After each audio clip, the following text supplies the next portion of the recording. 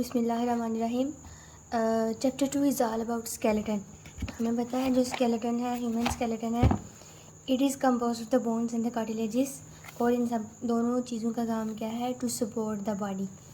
तो बॉडी को जो फ्रेमवर्क, बेसिक फ्रेमवर्क प्रोवाइड करता है, that is provided by the skeleton. So before we come to the bones and the cartilages, what is their composition, function, etc., we will see the division of the skeleton. जैसे कि उसने next page में हमें division of the skeleton बताए हैं। तो हम पूरी करेंगे 206 बोन्स ऑफ द स्केलेटन। जो अडल्ट ह्यूमन है उसमें टोटल 206 बोन्स हैं, लेकिन जब हम न्यू बॉर्न की बात करते हैं तो उसमें टोटल 300 बोन्स हैं। क्यों उसमें ज़्यादा बोन्स क्यों हैं? क्योंकि मोस्टली जो बोन्स हैं वो फ्यूज़ नहीं की होती आपस में, जिसकी वजह से नंबर ऑफ़ बोन्स ज़्यादा होते हैं in the newborn as compare to the adult. Adult में कम क्यों है? 206 क्यों है? क्योंकि आफ्टर फ्यूजन जो है 2 बोन्स आफ्टर फ्यूजन वो 1 बोन बन जाती है। So there are the 206 bones. Division of the skeleton can be divided into the axial skeleton and the appendicular skeleton. जो हमारा एक्सियल स्केलेटन है उसमें 80 बोन्स हैं और जो अपेंडिकुलर स्केलेटन है उसमें 126 बोन्स हैं। जो एक्सियल स्केलेटन है उसमें आ जाता है thorax and the skull. Skull जो है, स्कल में टोटल 22 बोन्स हैं। अगर हम जो ऑडिटरी ऑसिकल्स हैं हमारे, जो ईयर बोन्स हैं, उनको मिला दे, दोनों साइड्स पर कितनी बोन है? 3 उनको मिलाकर स्कल में कितनी बोन्स बनती हैं? Total 22 bones. तो स्कल में जो बोन्स हैं, skull is made up of the cranium and the उसमें फेस है, फेस की बोन्स हैं और क्रेनियम की हैं। तो क्रेनियम में टोटल 8 बोन्स हैं। कौन कौन सी बोन्स हैं? 8। उसमें पेयर्ड बोन्स हैं और उसमें 4 अनपेयर्ड बोन्स हैं। पेयर्ड बोन्स में 2 parietal and 2 temporal and the unpaired bones में आ जाते हैं हमारे पास ethmoid, occipital, frontal and the sphenoid. Then we come to the face. Face की 14 बोन्स कौन सी हैं? अगेन उसमें भी paired and the unpaired bones हैं। जो अनपेयर्ड बोन्स हैं वो 2 हैं, that is the mandible and the vomer. और बाकी जो 12 हैं that is the maxilla, concha, vomer, lacrimal, zygomatic and the palatine. These are the paired bones of the face.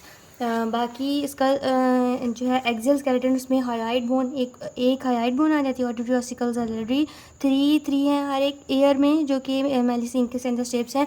अब वर्टिब्रल कॉलम जो है उसमें 33 वर्टिब्री हैं, लेकिन जो अडल्ट ह्यूमन है आफ्टर फ्यूजन उसमें 26 वर्टिब्री बच जाती हैं। So that are the bones in the axial skeleton. Thorax, तो थोरैक्स उसमें जो है स्टर्नम एंड द रिब्स आ जाते हैं। जो स्टर्नम 1 है and the ribs 12 pairs of the ribs, जो कि टोटल 24 रिब्स आ जाती हैं हमारे पास। Then we come to the appendicular skeleton. Appendicular skeleton में हमारे पास लिम्स आ जाती हैं और उनके रिस्पेक्टिव गर्डल्स आ जाते हैं। जैसे हमारी जो अपर लिम्ब है और उसका जो गर्डल होगा that is called as the pectoral girdle. Upper limb में टोटल कितनी बोन्स आती हैं? 64।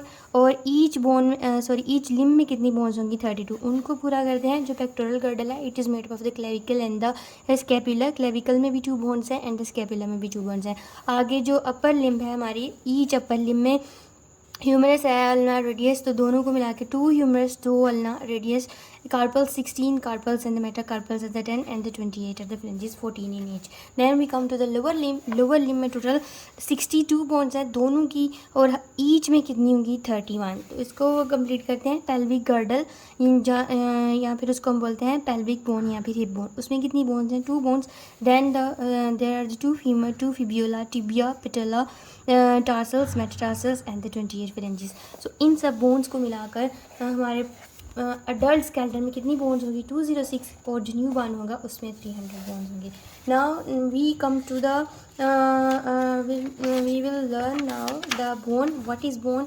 क्या उसका कंपोजिशन है, क्या उसका स्ट्रक्चर है, क्या उसका फंक्शन है। तो सबसे हम पहले देखते हैं एनाटॉमिकल टर्म क्या है जो बोन के लिए हम यूज़ करते हैं। That is the osteon. Osteon जहाँ पर भी ये वर्ड होगा ओएसटी, हमें पता चल जाना चाहिए कि ये बोन की बात हो रही है। जैसे ऑस्टियन बोन को कहते हैं, ऑस्टियोलॉजी बोन की study, ossification bone formation, bone कैसे बन रही है, ओस्टियोमाइलिटिस बोन का इन्फेक्शन क्या है, osteomalacia softening of the bone and the osteoma tumour of the bone. Osteotomy bone को कट कर दिया गया या फिर बोन की सर्जरी को बोलते हैं osteotomy. Then we see the composition of the bone. हमने फ्रॉम द वेरी स्टार्ट पढ़ा है कि जो बोन है एंड द कार्टिलेज है, these both are the connective tissues. तो जो बोन है उसमें connective tissue, it is formed of the connective tissue and it is compose of the calcium salt. तो बोन को अगर हम 3 पार्ट्स में डिवाइड करें, जो उसमें 1 हिस्सा होगा that is of the connective tissue और बाकी जो रिमेनिंग 2/3 पार्ट है that is of the calcium salts. These calcium salts, these could be the organic calcium salts or they could be the inorganic calcium salts. जो organic में आ जाता है collagen fibers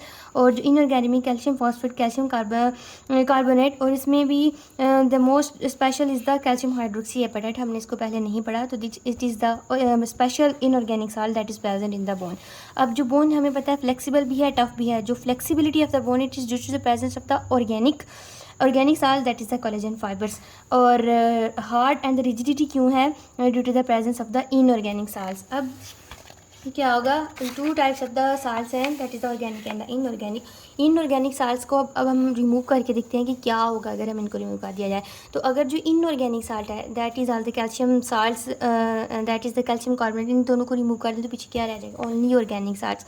तो only organic क्या थे? Collagen fibres. वो bone को बनाते हैं फ्लेक्सिबल, इतनी फ्लेक्सिबल हो जाएगी कि इवन हम बोन को टाई कर सकते हैं एज अ नॉट. देन अगर हम ये थे हमारे पास इनऑर्गेनिक साल्ट को जब हमने रिमूव किया, जब ऑर्गेनिक साल्ट को रिमूव करेंगे तो बोन जो है वो रेजा हो जाएगी, it crumples. Then bone is considered as the living tissue. क्यों लिविंग टिश्यू कंसिडर किया जाता है? इसके पास एक हाईली वेस्कुलर सिस्टम है, highly rich blood vessel system है इसके पास. It shows growth and after when it is subjected to the disease it shows heal and the recovery. On the basis of these bone is considered as the living tissue. And जब कोई भी fracture वगैरह bone को होता है तो it shows highly regenerative power. And after the blood in the body सबसे ज़्यादा रीजनरेटिव पावर किसके पास है? That is the bone. Now two terms related to the bones, atrophy and the hypertrophy. These terms are related to the size. Atrophy कब होगा? जब size जो है वो बोन का डिक्रीज कर जाएगा. किस कंडीशन में? When bone is not use, disuse. And hypertrophy, over use of the bone causes an increase in the size of the bone. What are the functions of the bone? As it is hard, rigid, flexible, it provides shape and the support. It resists any stress. We know the bones, weight-bearing bones. There are in the weight-bearing bones of the body. That is the femur, fibula. These are all the weight-bearing bones. It means they bear the stress of the body, pressure of the body, weight of the body, attachment to the muscles, protection to the vital organs. जैसे rib cage जो है वो हमारी internal organs को protection provide करता है. Then the blood sales जो हैं वो यहाँ पर बन रहे होते हैं. कैसे बन रहे होते हैं? जो हमारी बोन है, तो बोन के अंदर हमारे पास क्या है? Medullary cavity. मेडुलरी कैविटी के बाद हमारे पास आ जाता है मेडुलरी कैविटी के अंदर हमारे पास है बोन मैरो के अंदर हमारे पास रेटिक्यूलो एंडोथेलियल सेल्स हैं. तो जो ये जो रेटिक्यूलो एंडोथेलियल सेल्स हैं, these are basically responsible for the manufacture of the blood cells. And again if there RBCs are formed here, डब्ल्यूबीसीज जो कि हमारे इम्यून रिस्पॉन्स हमें प्रोवाइड करते हैं, फिगोसाइटिक जो नेचर में होते हैं रेटिक्यूलो एंडोथेलियल सेल्स से. These all cells develop. और ये कहाँ पर इनकी फॉर्मेशन हो रही है?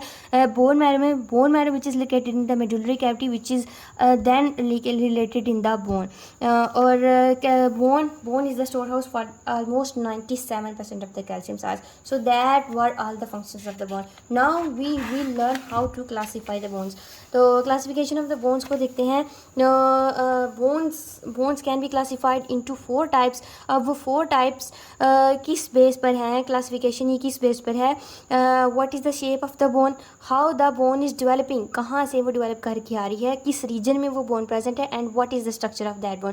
सो these are the 4 categories on the basis of the which the bones are classified. सबसे पहले हम क्लासिफिकेशन देखेंगे जो कि on the base of the shape है. Either the bones could be the long bones, they could be the short bones, they could be flat bones, irregular bones आ जाती है हमारे पास, न्यूमेटिक बोन्स आ जाती हैं, sesamoid bones and the accessory bones. तो बारी बारी इन सब टर्म्स को हम देखेंगे. सबसे पहले हमारे पास आती हैं लॉन्ग बोन्स. लॉन्ग बोन्स क्या है? इनको हम कैसे डिफ्रेंशिएट कर सकते हैं? इनकी लेंथ से हमें पता चलेगा. These are the long bones. जो लॉन्ग, फॉर एग्जांपल ये मेरे पास बोन है, लॉन्ग बोन के पास एक लॉन्ग शेफ्ट होगा, इसके पास 2 एंड्स होंगे, अपर एंड होंगे एंड द लोअर एंड होगा.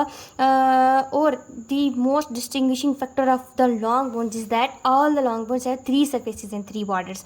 उसके बाद उनके पास सेंट्रल मेडुलरी कैविटी होगी एंड द न्यूट्रिएंट फोरामेन जो कि उसको न्यूट्रिएंट सप्लाई कर रहे होगा. तो long bones could be the typical long bones and the non typical long bones. Typical long bones क्या है? हमें पता है जो एक लॉन्ग बोन है उसके पास 2 एंड्स एंड द 1 शेफ्ट है. अब टिपिकल जो लॉन्ग बोन है उसके पास भी जो है वो 2 एंड्स हैं, शेफ्ट है इसके पास. तो this is the typical. Other form is the non typical long bone. अब इसमें या तो शेफ्ट नहीं है या फिर 2 एंड्स में से कोई एक एंड मिसिंग है. अगर अगर एक एंड मिसिंग है तो then they are considered as the miniature long bones या फिर these are called the short long bones. जैसे मेटाकार्पल्स आगे, हमारे पास फ्लेंजेस आगे, they have only one epiphysis, they have only one end. Epiphysis and diaphysis terms भी हम next distinguish करेंगे। जो डायफाइसिस हम शैफ्ट को बोलते हैं and epiphysis is called as the two ends जो होते हैं, upper ends and the lower end. Then the modified long bone क्या होती है, इसके पास शैफ्ट भी है, टू एंड्स भी हैं, लेकिन हमारे पास जो टिपिकल लॉन्ग बोन है उसके अंदर हमारे पास एक मेडुलरी कैविटी है। लेकिन जो ये बोन होगी मॉडिफाइड लॉन्ग बोन, इसके अंदर medullary cavity is not there. So इसकी एग्जांपल हमारे पास क्या है, clavicle. Clavicle is the modified long bone जिसके पास मेडुलरी कैविटी बिल्कुल भी नहीं है। Then comes the short bones.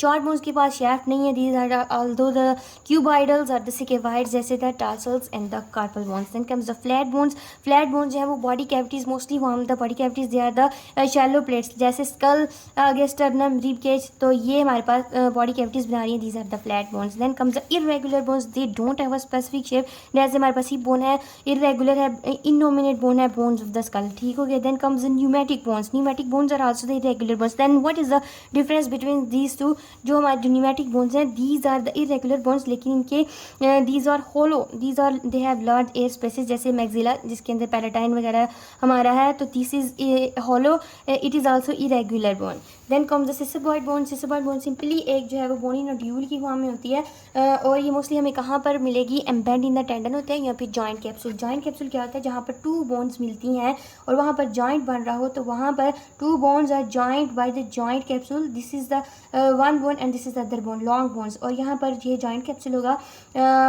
Synovial membrane इसके अंदर होती है and two ends of the bones are covered by the articular cartilage. तो ये जो सिस्टमाइड बोन होगी ये हमें जॉइंट कैप्सूल के अंदर मिलेगी, जैसे ये हमारे पास हो गई पेटेला बोन जो कि नी कैप होती है।